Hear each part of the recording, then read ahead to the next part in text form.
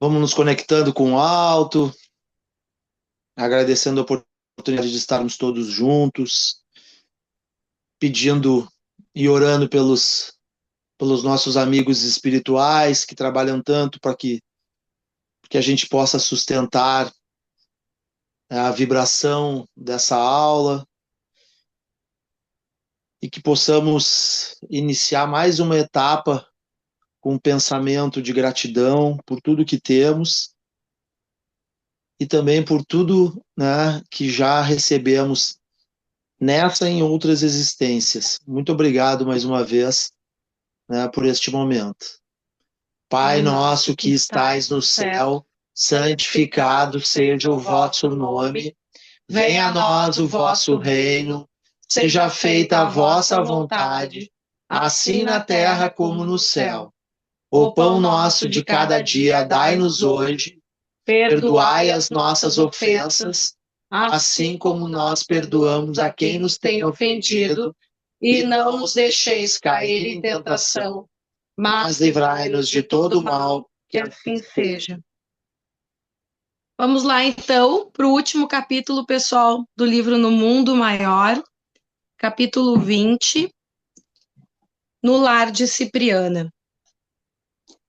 Encerrada a semana de estudos que me propusera, e guardando valores novos no espírito, acompanhei Calderaro em pleno crepúsculo a benemérita fundação, nas zonas inferiores, a que o assistente chamara Lar de Cipriana. Extremamente perplexo ante o problema que me demandava atenção, qual o de reencontro inesperado com o meu avô, não me sobravam agora motivos para longas perquirições de ordem filosófico-científica, junto à privilegiada cultura do instrutor, prestes a despedir-se. A pesquisa cedera lugar à meditação, o raciocínio ao sentimento. Recolher extenso material referente às manifestações da mente, obtendo valiosas conclusões para definir os desequilíbrios da alma. Examinar a diversos doentes com os quais travara relações.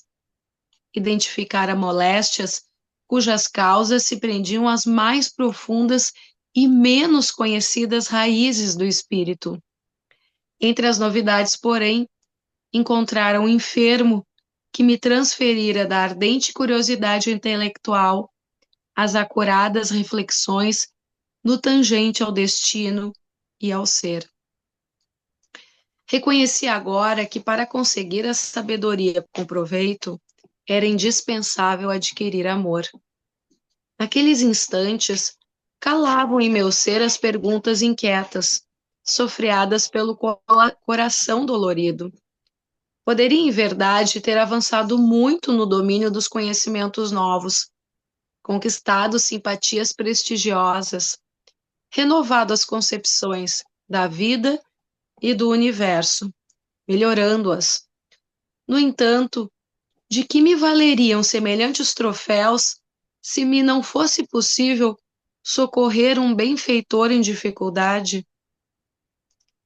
De pensamento fixo na surpreendente questão da hora, cheguei em companhia de Calderaro à enorme instituição em que Cipriana administrava o constante benefício de seu devotamento fraternal. Tratava-se, a meu ver, de casa socorrista diferente de quantas conhecia. Parecia grande centro de trabalho propriamente terrestre.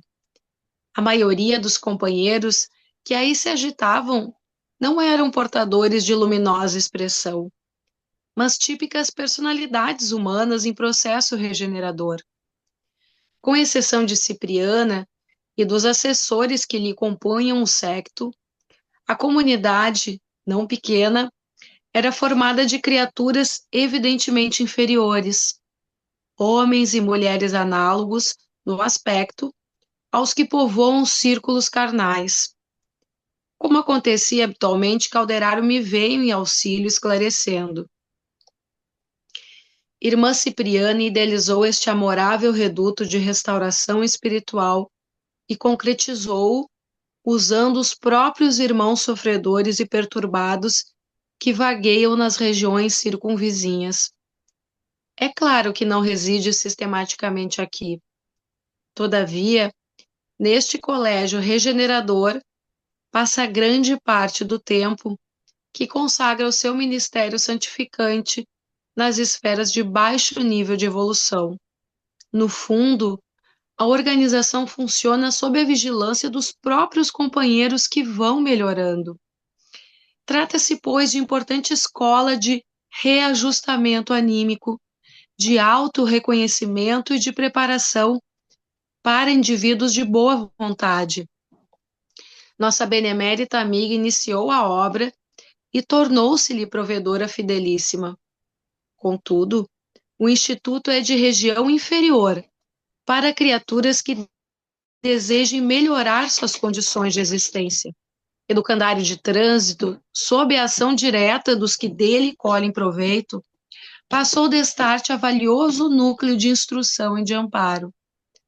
Individualidades libertas da carne, em penosas condições íntimas nos setores do conhecimento, aqui recebem precioso concurso a fim de se readaptarem convenientemente à vida. Grupos diversos de mediana condição dirigiam-se para um edifício ao centro da vastíssima organização, no qual adivinhei o templo votado à prece. Muitos companheiros se encaminhavam céleres, conversando ao nosso lado. Havia ali tanta gente alegre e tanta gente preocupada, como em qualquer via pública de grande cidade no plano denso.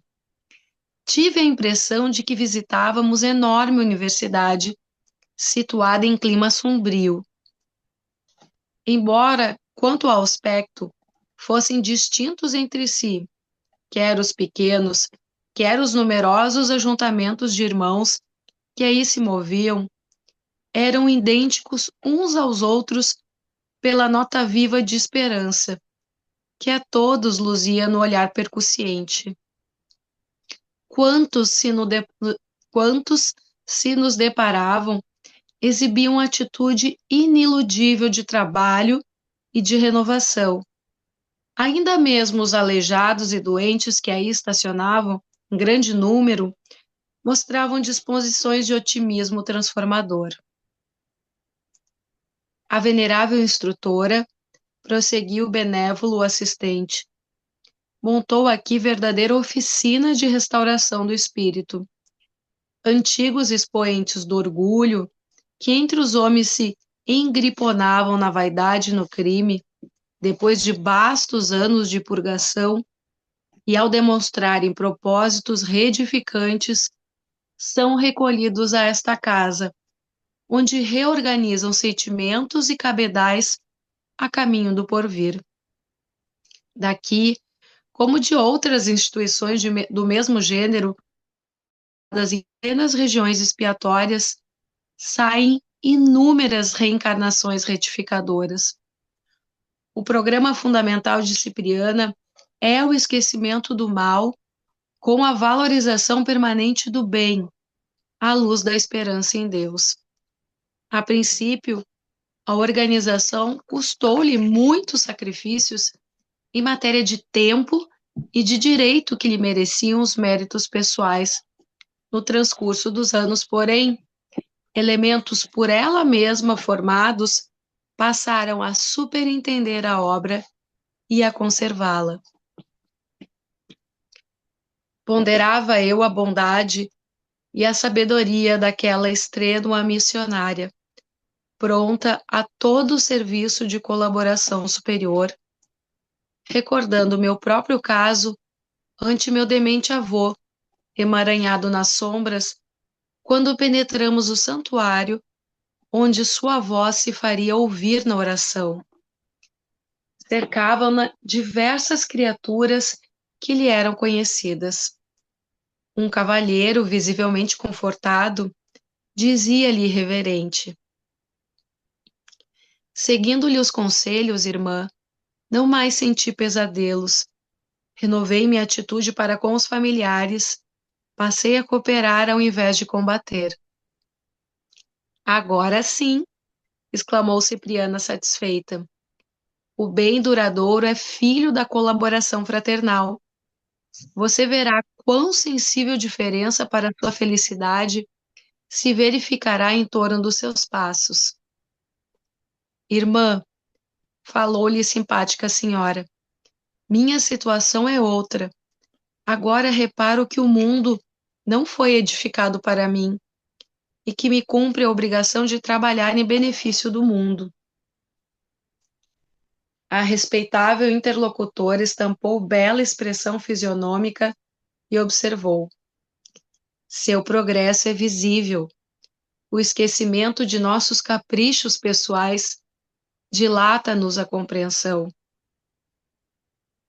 Trêmulo velhinho, com todas as características de recém-desencarnado, dirigiu-se a ela de olhos rasos d'água. Irmã, balbuciou triste, ainda experimento os antigos achaques. Há instantes em que me sinto cair, perdendo a noção de mim mesmo, para despertar em seguida aflito. A orientadora acariciou-o, discreta, encorajando-o. É natural. Esteja, porém, convicto de que a situação melhorará. Gastamos, às vezes, anos armazenando impressões que, naturalmente, não se esvaem em alguns dias. Outros companheiros se aproximavam com o evidente intuito de ouvi-la, mas, notando-nos a presença, veio sorridente até nós, informando obsequiosa. André, o problema de nosso enfermo já foi providenciado, em todas as particularidades suscetíveis de solução imediata. Cláudio demorar-se-á no recolhimento até que se apresente em condições de mudança para o nosso Instituto Regenerativo. Aqui se preparará convenientemente para o retorno aos círculos carnais. Tudo se processará com a harmonia desejável. Além disso, nossos cooperadores estão instruídos quanto ao auxílio que devemos a Ismênia para a concretização de seus ideais. Agradeci, confundido e sensibilizado, rendendo graças a Deus. Nosso entendimento não se prolongou. O sinal da oração chamava-nos ao alegre e doce dever. Cipriana, assumindo a direção da prece, fez-se acompanhar pelos colaboradores diretos que a seguiam no momento. De alma genuflexa, via-a de olhos erguidos para o alto, de onde jorrava intensa luz sobre a sua fronte. Do tórax, do cérebro e das mãos brotavam radiosas emissões de força divina, das quais ela se constituía visível intermediária para nós todos. Alcançados pelos fulgurantes raios que fluíam de esfera superior, através de sua personalidade sublime, sentíamos-nos embalados por indizível suavidade.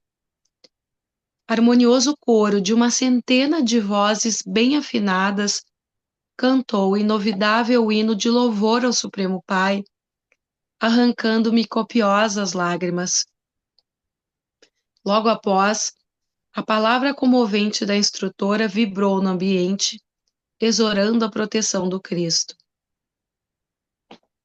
Senhor Jesus, permanente inspiração de nossos caminhos, abre-nos, por misericórdia, como sempre, as portas excelsas de tua providência incomensurável. Doador da vida, acorda-nos a consciência para semearmos ressurreição nos vales sombrios da morte. Distribuidor do sumo bem, ajuda-nos a combater o mal com as armas do Espírito. Príncipe da paz, não nos deixes indiferentes à discórdia que vergasta o coração de nossos companheiros sofredores. Mestre da sabedoria, afugenta para longe de nós a sensação de cansaço à frente dos serviços que devemos prestar aos nossos irmãos ignorantes. Emissário do amor divino, não nos concedas paz enquanto não vencermos os monstros da guerra e do ódio, cooperando contigo em tua augusta obra terrestre. Pastor da luz imortal, fortalece-nos para que nunca nos intimidemos perante as angústias e os desesperos das trevas. Distribuidor da riqueza infinita, supre-nos as mãos com teus recursos ilimitados, para que sejamos úteis a todos os seres do caminho, que ainda se sentem minguados de teus dons imperecíveis. Embaixador angélico, não nos abandones ao desejo de repousar indebitamente, e converte-nos em teus servidores humildes, onde estivermos. Mensageiro da boa nova, não permitas que nossos ouvidos adormeçam ao coro dos soluços dos que clamam por socorro nos círculos do sofrimento. Companheiro da eternidade, abençoa-nos as responsabilidades e os deveres. Não nos relegues à imperfeição de que ainda somos portadores. Dá-nos, amado Jesus, o favor de servir-te, e que o Supremo Senhor do Universo te glorifique. Para sempre, assim seja. Fizera-se resplandecente o recinto do santuário. Vi então, através do espesso véu de lágrimas que me assomavam aos olhos, que maravilhosa coroa de brilhantes evanescentes cintilou, por instantes, na cabeça venerável daquela missionária do bem, como se ali fora instantaneamente colocada por mãos invisíveis. Encerrada a reunião, Cipriana, com admirável simplicidade, veio despedir-se de mim. Por que não dizer? Tinha meus olhos velados de pranto. Desejaria segui-la como filho reconhecido para sempre. Tais a sabedoria e o amor que lhe transbordavam do espírito glorificado. Calderaro foi o primeiro a abraçar-me, fazendo votos de boa viagem, a que não pude responder, sufocado pela intensa comoção. Os demais companheiros saudaram-me enternecidos, e, por fim, Cipriana apertou-me ao peito, beijou-me maternalmente e disse com olhos úmidos: que o Pai te abençoe. Nunca te esqueça a bondade no desempenho de qualquer obrigação. E talvez, porque me visse tão fundamente sensibilizado, acrescentou: estaremos unidos pelo Espírito. Desvencilhei-me dos seus braços com as saudades do filho, em cujo santuário interior jamais se extingue a chama da gratidão. De volta agora aos trabalhos que me aguardavam, solitário e comovido, aspirei os perfumes da noite clara, que se povoava de prodigiosas mensagens dos astros coruscantes. Misericordioso Senhor, supliquei mentalmente, digna-te abençoar o verme que eu sou. Tive a impressão de que o meu coração pulsava túmido dentro do peito.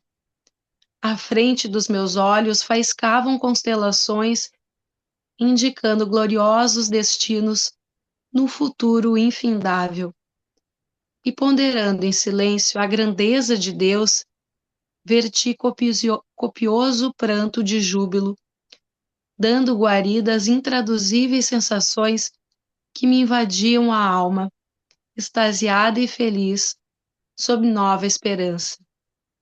Final de livro. Bom, então chegamos ao final do livro, esse capítulo 20, né? E é importante a gente frisar o que já foi colocado nos capítulos anteriores, que esse livro tinha o intuito de fazer um estudo da mente humana. Então, foi um estudo da mente humana completando, né, dando sequência a todos os estudos que o André Luiz havia já feito nas obras anteriores que a gente leu, né? Somente lá desde o Nosso Lar, Mensageiros que vai passando, Missionários da Luz, muito importante, toda aquela sequência.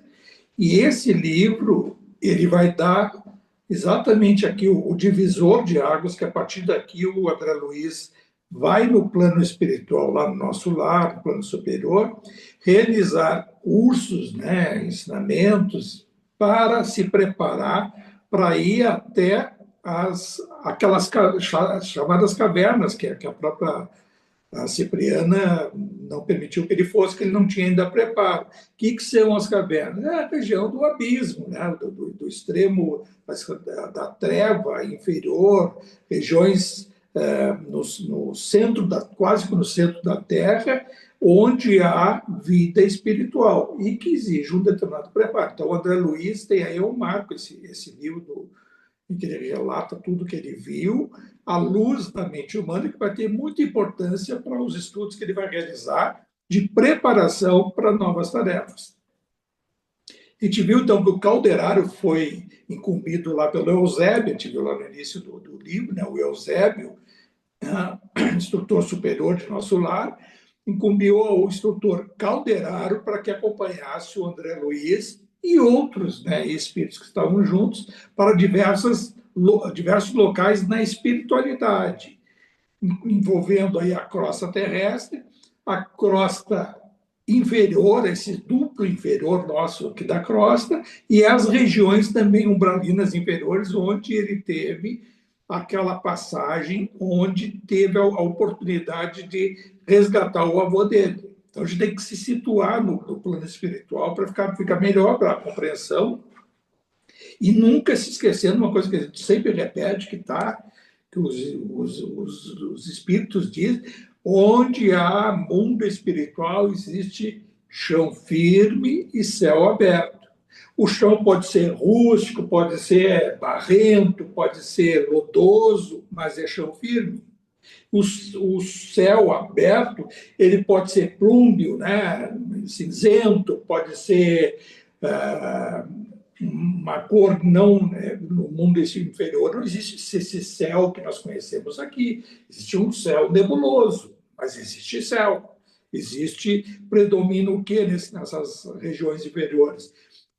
A nebulosidade, conforme for mais ou menos, mesmo quando a gente está aqui diante de uma tempestade, é mais ou menos isso. Há muito vento, os odores, o mau cheiro, o cheiro que corresponde a como se estivéssemos aí na realidade, até como se fosse uma mina de carvão, aquele cheiro forte em que predomina, mas ali passa a ser a realidade deles. Isso que a gente tem que ter a importância, e graças a isso, do mundo espiritual, isso é uma dádiva, né? É uma coisa que é divino, o processo da adaptação da individualidade humana.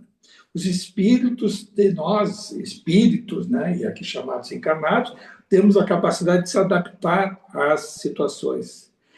Por maior que seja o obstáculo que a gente vai enfrentar, claro que existem determinadas rupturas em que, vamos supor, se estivéssemos aqui, vivendo harmonicamente com isso, daqui a um pouquinho é recolhido, é sequestrado, ou levado para um cativeiro, ou um deslize na vida que nos leva a um calabouço, mas lá, um presídio, alguma coisa. Ah, que horrível deve ser para quem está vendo e para quem enfrenta os primeiros momentos. Mas, felizmente, nós temos a capacidade de adaptação às adversidades. E aí, Francisco, vamos ter uma determinada correspondente, uma associação que nós vamos interagir no dia a dia e que, lento e gradualmente, nós vamos nos adaptando. Quem quer perguntar? Kiko? eu queria, naquela parte ali que tu falou do céu, né, do céu aberto, né, eu tenho uma coisa que eu tenho visto em alguns livros, e eu vi num livro do Inácio, quando eles fizeram nessas dimensões, né, quando ele faz essa descida, né, para as casas espíritas, essas visitas deles, né, e eu acho que algum dos livros, não sei se não sei se eu li esse ano, aonde eles comentam muito sobre a densidade, né, muitas vezes que o nosso céu, mesmo nós estando com esse céu azul ou céu de brigadeiro, né, e eles fazendo comentários da densidade do nosso céu devido à nossa vibração, né? Então, assim, aquilo ali foi uma coisa que me marcou muito, porque muitas vezes a gente tem uma noção, né? A gente tem uma noção assim, o céu tá limpo, as coisas estão todas, mas a densidade, os espíritos que têm né, essa clareza, né? Muitas vezes eles enxergam e outra, né? Tempestades e alguns espíritos diziam o seguinte, ó, essas tempestades são, né, são aglomerações de pensamentos ruins, densos, né, de que forma pensamento mesmo, né? Então, assim, parece que muitas vezes, né, é muito parecido, é uma analogia com os nossos pensamentos, né? O dia pode estar lindo, maravilhoso, mas se a gente está numa vibração baixa, né, a gente não consegue enxergar essa beleza, né? Então parece que isso também faz parte, né? Isso aí tem o livro que trata também disso, dos grandes centros urbanos, por exemplo, que eles dão até a descrição. O André Luiz relata isso no Ação e Reação, que é uma dessas obras aí da sequência do André Luiz. E que até diz que nos grandes centros urbanos, a gente vai ver, até ele dá até um exemplo no livro, lá na Avenida Paulista, né? Isso naquela época, foi na década de 50, quando ele relatou, aquele burburinho de pessoas circulando pela Avenida Paulista, que naquela época era mais de circulação de pessoas, e aí ele captando a capacidade, ele é instruído a ler o campo mental das pessoas. Aí é com aquela coisa dos seus negócios, das suas incompreensões, do seu obstáculo, do seu estresse do dia a dia, e o somatório desse estresse coletivo, isso numa via pública. Ele diz que se formavam uma substância gelatinosa, esverdeada e às vezes até amarronzada em cima do campo mental das pessoas. E funcionava como se fosse um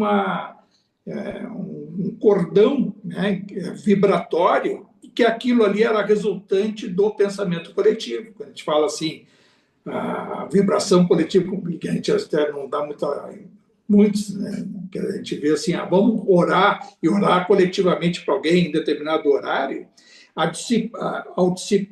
ao elevar o nosso pensamento, nós dissipamos, pelo menos por alguns momentos, essas energias que estão rodeando as aglomerações públicas.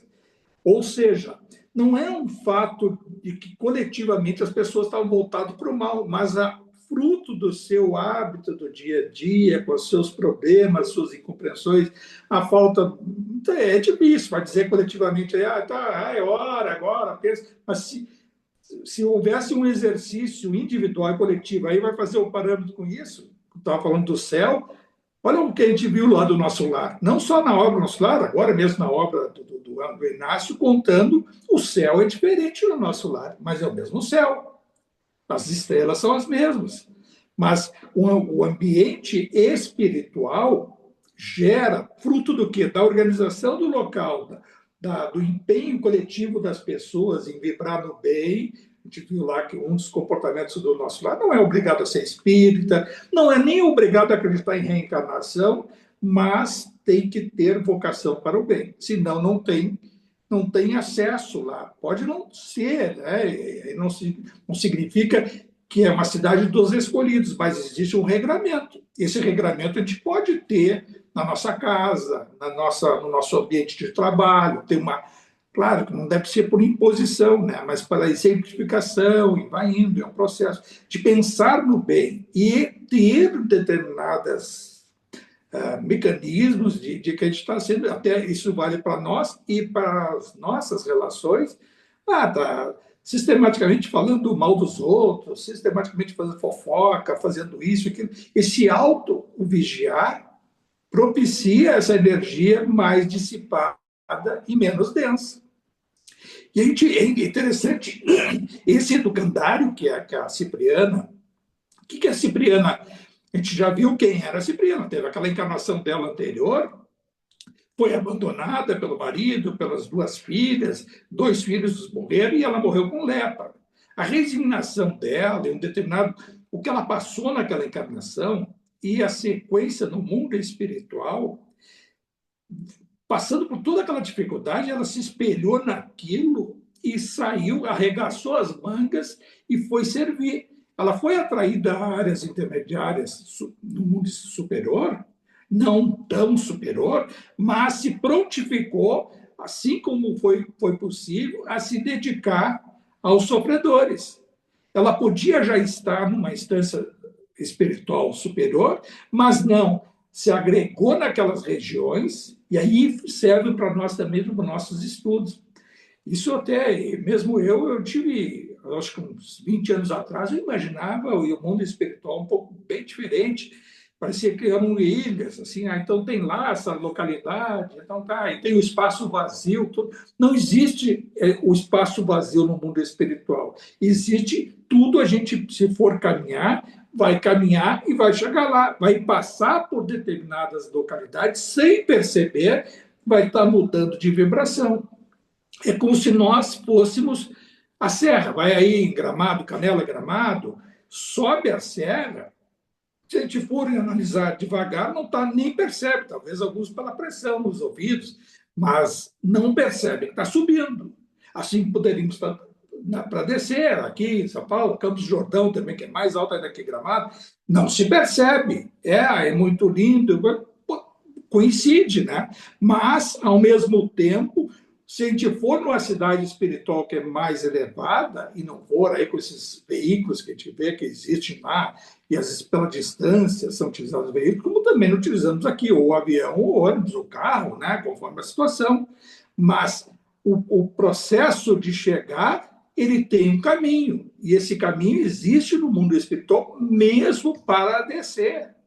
Tanto é que não são todos os locais da crosta, no mundo espiritual mesmo, esse, onde a gente estiver, não vai ser de todo local que a gente vai descer. Não é assim, agora eu vou descer de elevador. Não, existem determinados locais. A gente viu aquelas obras lá, o Duplo de Brasília, não viram lá, eu acho que alguém já leu esse livro aí, aquele do Odilon sai, aí vão num cemitério, ali tem uma descida que vão chegar no astral inferior, num cemitério de Brasília.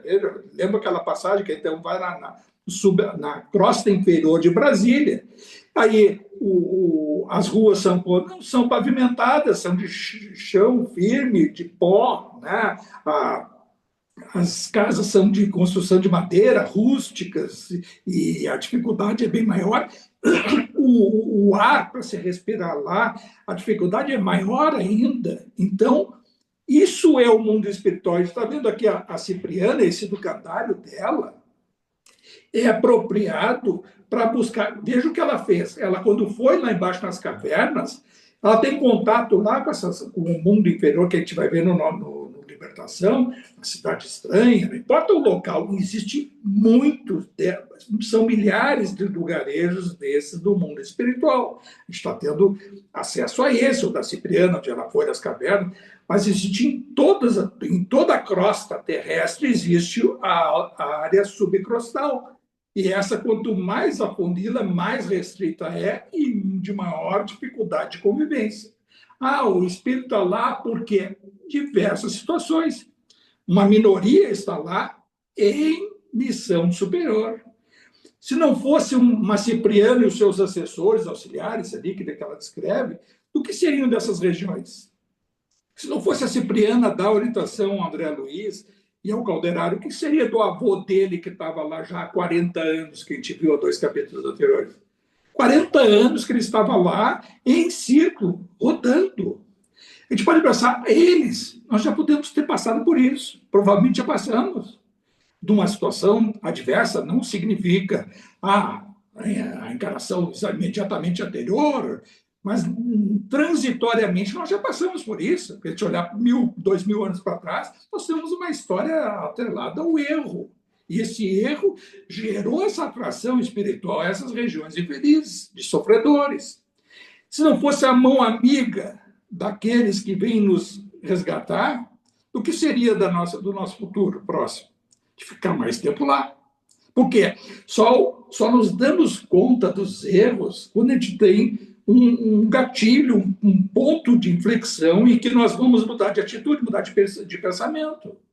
E as oportunidades, elas aparecem. Pode ser entre nós aqui, alguém que vem aí um dia ouvir essas coisas que está conversando aqui, e aí a luz do que está sendo dito, de despertar para uma outra coisa, de uma outra leitura, de um outro isso, aquilo, e mudar de vida. Alguém que vai lá num centro espírita, ou vai numa igreja, ou vai num templo, ouviu uma palavra amiga em que se sintonizou com aquilo ali e foi o motivo para mudar de vida. Isso são os resgates que nós recebemos e que, muito, por isso que a gente insiste muito na gratidão, de agradecer a oportunidade de hoje a gente poder, quem sabe, ser já uma pessoa melhor do que a gente já foi, nesta encarnação. Ah, mas e o meu passado desta e de outras? Passado é passado, nós podemos reescrever o futuro. Futuro, sim, e o futuro vai depender do hoje, do agora. Hoje nós temos a consciência de fazer diferente coisas que nós já fizemos. E a Cipriana lidera esse processo e, graças a ela, quantos e quantos não são resgatados daquelas cavernas, do abismo, das trevas, e levados a essas regiões intermediárias. Por isso que ela diz ali, e o Calderaro e o relato do André, de dizer que esse ambiente era, com exceção da Cipriana e dos seus auxiliares, de baixa luminosidade, ou seja, um nível mental, que é o propósito é estudar a mente, o nível mental da maioria daqueles que circundam essa região, e até é descrito ali, é como se fosse uma universidade, um campus universitário, em que agregava o quê? Áreas de estudo, áreas de recuperação na saúde, onde foi recolhido o próprio avô do André Luiz. E eles vieram de onde? De áreas tenebrosas do baixo astral e que já demonstraram determinada despertar de consciência para um novo modelo de vida. E ainda ele escreve, tá, fica subentendido ali, de muitos que se perderam no uso equivocado do poder, uso na concepção desenfreada da vaidade, de pessoas que se corromperam para a vida. A gente vê assim, então, os nossos líderes, né, de todas as coisas, um empresário o avaro, aquele explorador, aquele político corrupto, aquele isso, aquele, são atraídos a regiões inferiores e, em determinado momento, se dão conta dos erros que cometeram. Quando demonstram uma inclinação a mudar de atitude, é isso que faz a Cipriana e muitos outros socorristas de perceber o campo mental permeável a uma mudança de atitude. Aí este é que vai ser libertado. Aí vem o livro para nós estudar, libertação. A libertação vai se dar no momento em que aquele espírito se prontifica a mudar a sua atitude. O André Luiz foi libertado lá do umbral inferior, onde ficou por volta de quase 9 anos, foi libertado pelo Clarence, pela sua mãe, mas se tornou permeável cerca de 8, 9 anos depois. Antes disso, a arrogância do médico, aquela coisa, quem sou eu para estar aqui, esse que me acusa até de suicida, que é absurdo, eu que sou um médico e tal, e aí tinha sede, aí pegava o barro e chupava o barro, e aí sentia que o coração dele pulsava, sentia que tinha fome, mas aí passava um tempo, tentava caminhar em círculos, caía e era acusado e só ouvia lamentos e gemidos e isso e aquilo. O André Luiz, aonde? Foi na treva? Não, um umbral inferior, treva, crosta da treva ali, e aquela arrogância, aquela vaidade, aquela prepotência foi dando vazão à exaustão mental, aquilo que a gente viu semana passada, se exauriu de tal forma que aí a humildade começou a pensar em coisas. A mãe orava onde ela estava, e a oraçãozinha da mãe fez com que o coração dele se lembrasse da mãe e dos momentos difíceis ali na adolescência dele, na 12, 13 anos, que ele rezava a Ave Maria, e aí ali começou o processo dele. E esse odalisco que a gente viu lá, até no início de 40, né, no final de 40, de 38, 40, foi isso aí, porque ele se encarnou, foi em 30, 31. Então, ele, quando despertou lá, é que foi a sua libertação. Aí a gente vai pensar, e nós para trás, nós descemos como anjo? Não, nós tivemos isso.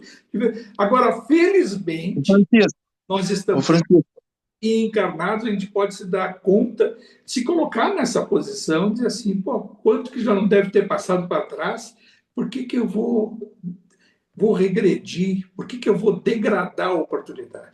Pode falar? Ô Francisco, será que agora está me surgindo uma questão aqui? Será que agora o umbral grosso, o umbral mais, muitas vezes não seria aqui?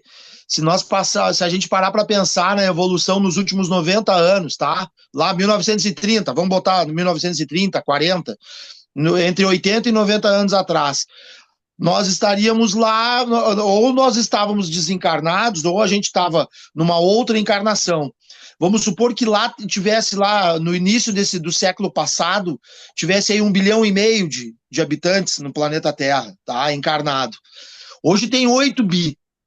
Provavelmente esses 6,5 bi, eles estavam transitando entre o umbral grosso, trevas profundas, e praticamente, né, Francisco, tá todo mundo por aqui. Isso aí. Desses 6 bi, tá todo mundo aqui. Provavelmente, se a gente parar para pensar, quem sabe lá embaixo não tá um pouco melhor do que aqui, até, porque se tá todo mundo lá de baixo, aqui. Isso tem muita lógica. Por quê? Sob o aspecto, por exemplo, o abismo, Vale dos Suicidas, por exemplo, da Ivone do Amaral Pereira, que descreveu lá no início do século passado, aquela obra dela, ela descreveu um abismo que já não é mais assim hoje. Hoje já está mais saneado. Tanto é que os suicidas de hoje eles já são classificados e tem áreas transitórias que não são aquele extremo abismo que tem lá. Ele vai se saneando. Os espíritos dizem o seguinte, que tem dois marcos na obra do André Luiz, que na realidade é a obra do mais alto, né, que a gente sabe. O nosso lar é o futuro.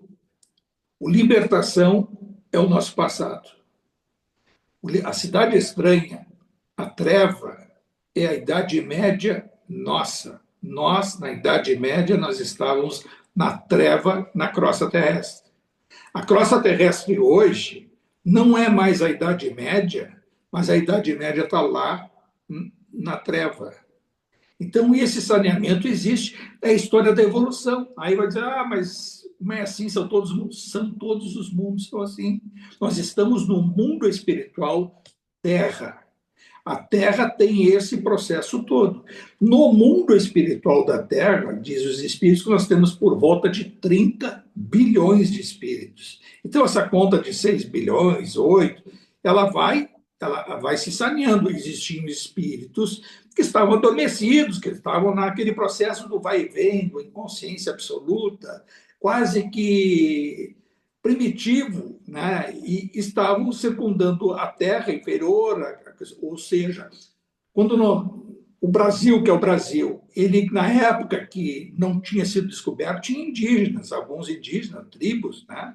Ele estava tinha população encarnada, chamada encarnada aqui para na crosta terrestre, mas a área subcrostal tinham espíritos também indígenas, já tinham espíritos ligados à natureza em processos de evolução nesses níveis inferiores.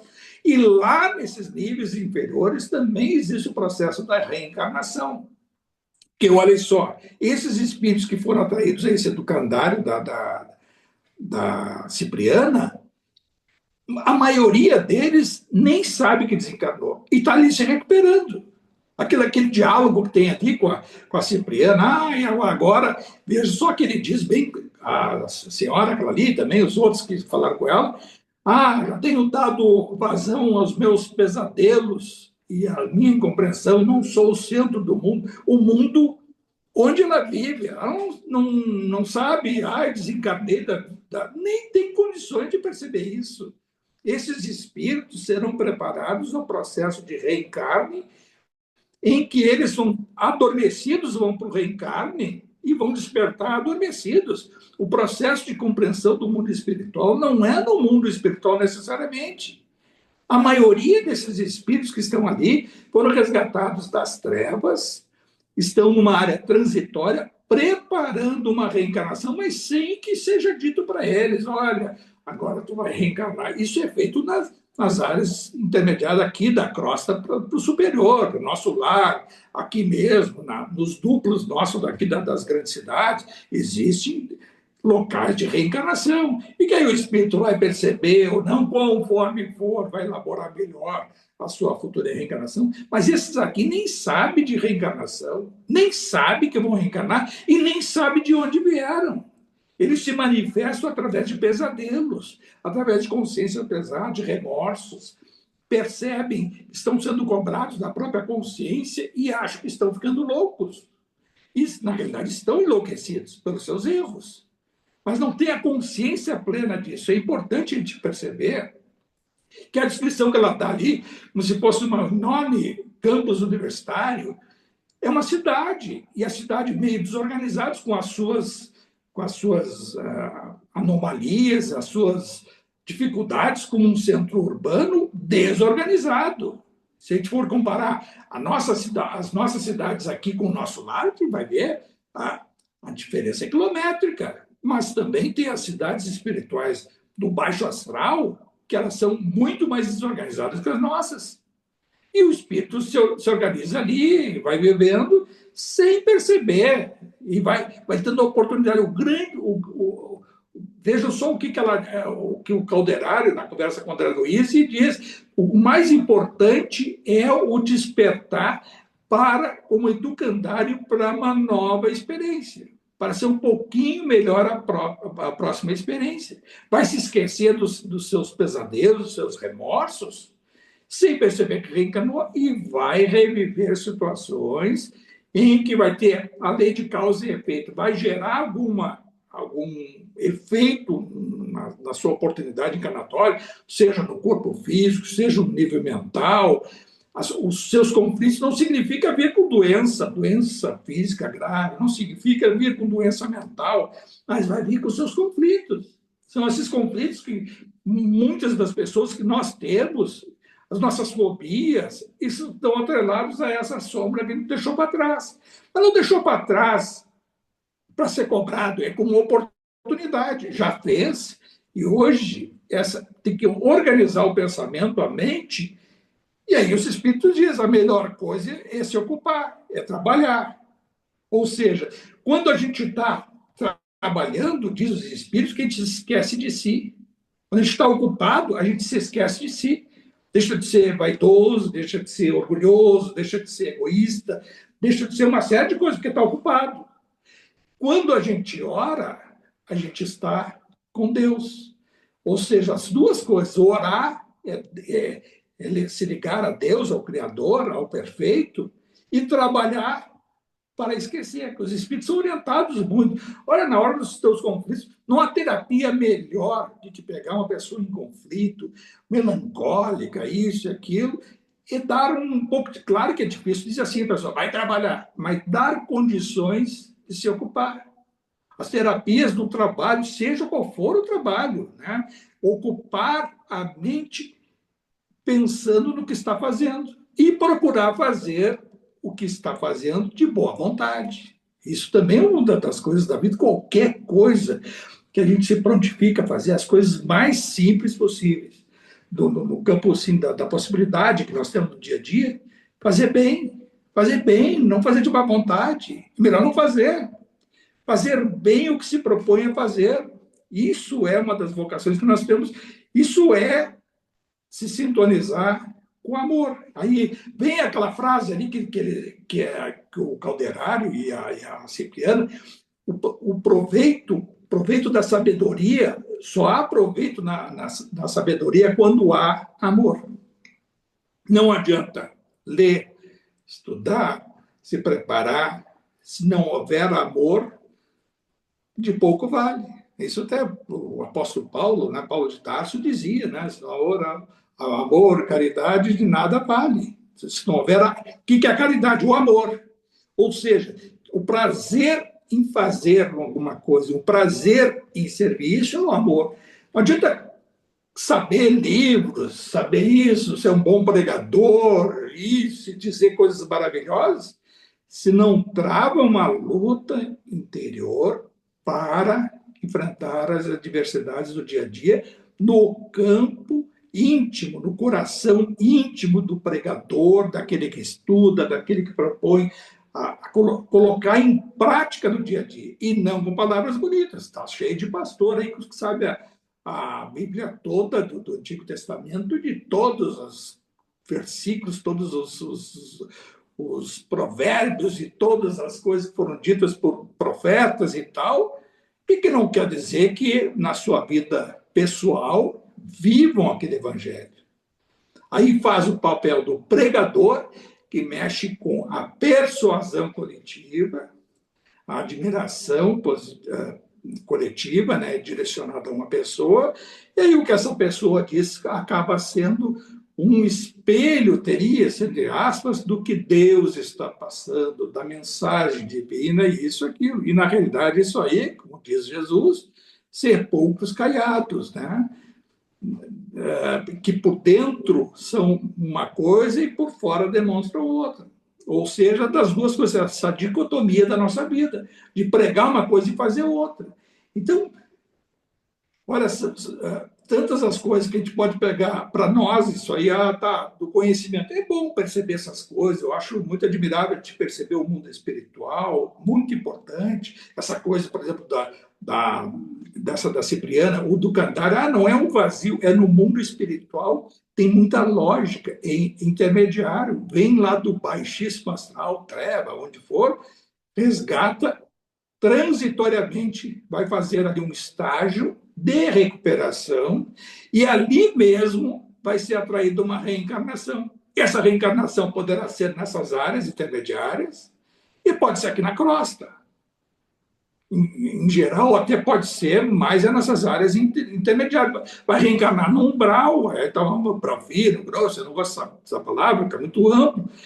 Vai reencarnar nessas áreas. Ou seja, ali a gente estava falando há pouco sobre o duplo lá de Brasília, porque estou fazendo referência só porque tem a obra descrevendo, né? Porque tudo tem duplo, aqui também tem duplo, abaixo, aí onde cada um está, tem cidade espiritual embaixo, uma cópia piorada de onde está e tem a cópia melhorada onde está. O nome que vai ser dado, a organização é a mesma, semelhante. Por que é semelhante? Para não dar choque nos espíritos que frequentam, para facilitar o processo de adaptação. É por isso que é semelhante. E é uma cópia do quê? Do nível mental dos espíritos que coletivamente projetam sobre aquele ambiente. Eles só que tudo tem lógica. E esses espíritos reencarnam nessas áreas intermediárias. Por quê? Porque nessas cidades, nos duplos inferiores, as mulheres também engravidam. E como é que vai engravidar do quê?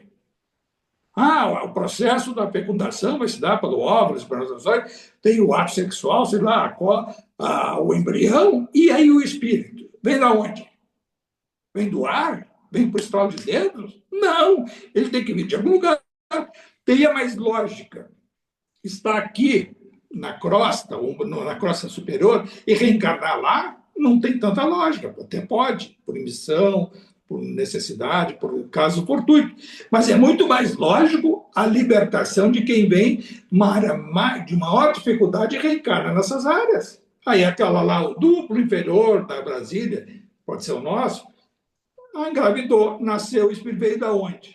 Aqueles que reencarnam no nosso lar, vêm aonde?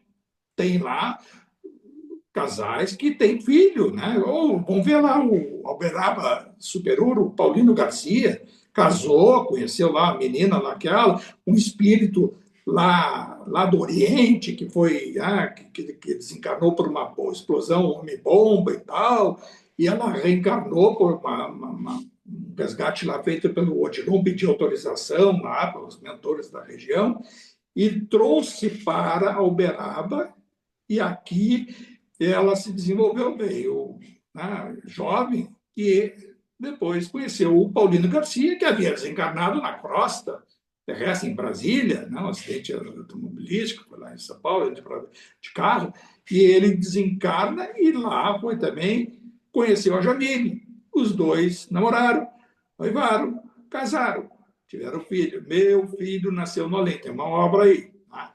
Então, dá a descrição de onde é que veio o espírito. A Jamile era o espírito desencarnado na crosta, o Paulino também. E o terceiro, o espírito veio de onde? Provavelmente de uma localidade, imagino que tenha sido assim, de uma localidade espiritual um pouco superior onde eles estão, que está tendo uma oportunidade ali de desenvolver uma tarefa, seja ela mediúnia, missionária ou não está descrito no livro, deu só o processo da gravidez e nasceu o filho. Agora, isso acontece em todas as localidades. A gente falou do chão firme, céu aberto. Onde tem chão firme, céu aberto, tem reprodução. Tem reprodução das aves, tem reprodução dos animais, domésticos ou não domésticos, aqueles que circundam e dos espíritos. E a reprodução não se dá porque dois espíritos estão produzindo um terceiro, não. Estão dando a oportunidade para um espírito vir aquela faixa vibratória e desenvolver uma tarefa, seja de resgate, reparação ou até missionária. Todos têm essa oportunidade. Cada um de nós foi atraído ao processo da reencarnação e está aqui na crosta e tem um propósito. E esse propósito, qual seria a minha missão? A primeira missão é fazer o bem, pensar no bem. Mas eu não tenho detalhes, felizmente não tem detalhes, não está lembrando a sombra do passado. Quer lembrar bem 300 anos para trás? Ou quer só a parte boa? Quer lembrar bem o que fez? Não quer, porque quando começar a contar no primeiro minuto, já vai pedir para parar. Por quê? Porque nós não temos um passado à nossa sombra, e mesmo se tivéssemos um passado edificante, uma coisa presa à nossa sombra, ela, por humildade, nós não íamos querer externar. Agora, por vaidade, nós gostaríamos de saber o passado. Só que o nosso passado nos atormentaria, nós teríamos medo de enfrentar o nosso dia a dia. Chegam os espíritos que já têm um determinado autismo, que fogem de si mesmo por uma determinada sombra de passado. Por quê? Não consegue ter claramente o remorso, de erros cometidos no passado, mas às vezes são relembrados por espíritos que lá de baixo, no desdobramento, ou às vezes até no próprio ouvido, ficam dizendo, estou aqui te esperando, e a gente está encarnado. Então, há um processo de fugir de si mesmo, e aí que surge muitas vezes tormentos da mente, tormentos da própria obsessão, que nos leva ao processo de fechamento. E é isso que leva também a muitas pessoas até se isolarem, de não quererem se expor a muitas, não sabem por quê, mas não querem se expor. Às vezes é o medo da exposição ao erro, que é a antítese, muitas vezes, até dos outros, que são até salientes demais. É a vaidade, eu só chego no ambiente e tenho que dizer quem são, que quando tem oportunidade, querem falar que estou lá para 3, 4 ao mesmo tempo, externar suas qualidades, entre aspas, qualidades, e que faz isso, que faz aquilo, é a antítese disso. Esses que um dia vão cair em si para o seu excesso de vaidade, excesso de não é a autoestima, superestimar uma coisa que até não é verdadeira. O capítulo é curto, mas ele fecha um livro de muitas reflexões. E aí, assim, a humildade dessa Cipriana, que a gente já viu tudo o que ela passou, e ela se dedicou. Ela poderia ter ascendido já espiritualmente e não está lá, mas está lá se dedicando. E aí muitos são os auxiliares, que aí se vê ali espíritos sofredores que estão ali. Aí faz assim, naquele hospital, naquela área, posto de atendimento, existe mão de obra. Essa mão de obra é de quem? Está ali, está bem claro, não são espíritos iluminados, são dali mesmo. Aqueles que foram resgatados, aqueles que estão realizando uma tarefa, que estão trocando, muitas vezes estão recebendo um determinado salário, não importa como é que seja lá a moeda que compensa a atividade, mas existe atividade. Tem que ter alguém para limpar a área física lá deles, vai conduzir alguns pacientes que vão ser atendidos em macas, então tem que fazer alimentação. Onde é que sai essa alimentação? Alguém faz lá, se tem uma horta, se tem uma coisa, e quem é que vai cultivar, quem é que vai colher, quem é que vai levar e fazer a cozinheira. Então, existem espíritos dessa própria área que estão se organizando e nem sabem eles como nós também não sabemos. O que a gente faz no dia a dia, a gente sabe que está fazendo o porquê, a gente faz porque tem uma vocação e às vezes tem que fazer, o que a gente trabalha, ou aqui tem uma atividade profissional, sabe que tem que fazer para se sustentar, para ter isso, mas se a gente conseguir colocar o algo a mais, isso a gente já tem condições de fazer em relação até esses outros que talvez não tenham essa percepção, de fazer um pouco mais o que faz com prazer.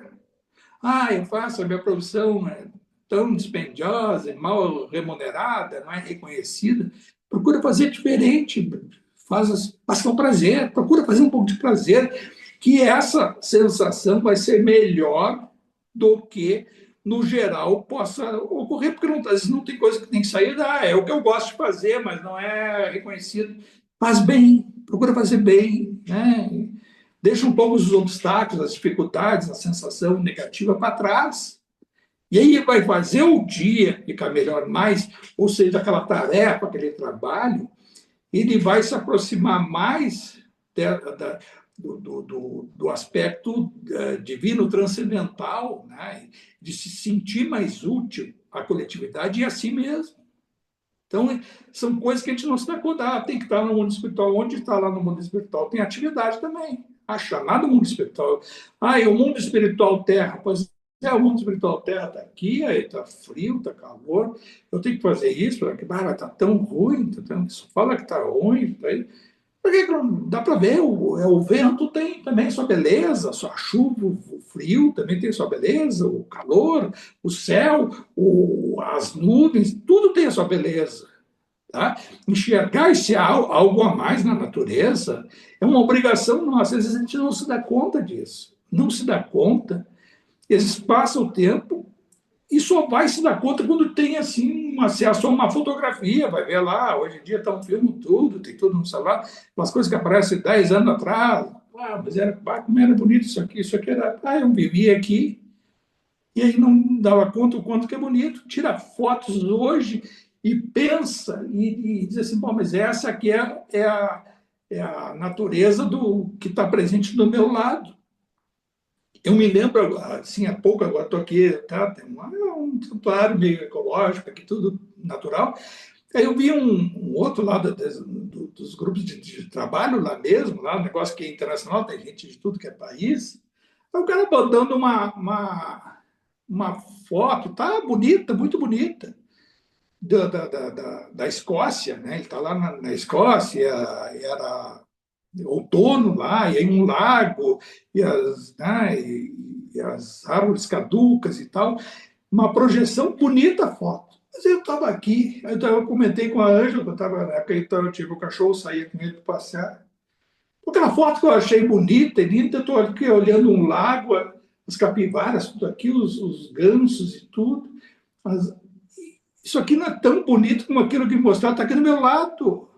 Eu passeando na frente de um lago cheio de coisas, né, bonitas, natureza, e os animais ali, várias capivaras, aves, e eu com o meu cachorro pensando, aí eu comentei, aquelas coisas que a gente não se dá conta, tem que o outro passar a ver, adivinhar, vou ter que ir lá para o outro lado do mundo, na Escócia, para ver, é bonito, isso aqui também é muito bonito. Então, são coisas que a gente não se dá conta. E podemos até afirmar que muitos espíritos, muitos de nós, que a gente já desencarnou e vai desencarnar de novo, e muitos que já foram, chegam do outro lado e começam a pensar nessas coisas e muitas outras, o quanto que tinham do lado e pouco vivenciaram, né? Compartilhando com companhias, com espíritos que vieram junto conosco, suas adversidades, que a gente pouco aproveitou, e lá do outro lado, quem sabe mais adiante, vai se dar conta o quanto que era necessária aquela convivência e o pouco caso que muitas vezes a gente fez e até evitou ou não enfrentou determinadas situações pelo orgulho, né, pelo egoísmo, pela vaidade, e a gente não externou essa situação e podia ter vivenciado muito mais quando a gente perceber quem esteve junto conosco. E se a gente avançar mais ainda, nem sempre é possível isso, mas lá do mundo espiritual, quem sabe de perceber um passado entre essas convivências aqui, de hoje, que mais nós somos devedores do que credores. E a gente aqui encarnado achava que era mais um credor e evitava para não se incomodar, isso e aquilo. Faltava o quê? Aquela palavra que diz ali a Cipriano, amor. Não adianta ter percepção, sabedoria, ter isso e aquilo. Se não houver amor, às vezes a gente não consegue nem definir o amor. O amor, uma coisa assim que eu aprendi, é o prazer em fazer determinada coisa, prazer em servir. Se a gente tem prazer em se dedicar à nossa vocação, à nossa profissão, nós temos amor à profissão. Nós temos o prazer a preservar a natureza, a cultivar boas coisas na natureza, nós temos amor à natureza. Se nós temos o prazer de servir a quem está ao nosso dispor, aos nossos familiares, as contrariedades, e o prazer de querer melhorar isso, está tendo amor. Isso que é o amor. Esse é o amor crístico. Eu acho que é isso, então, pessoal. É menor isso, a gente já passou. Alguém quer dizer mais alguma coisa ou podemos encerrar?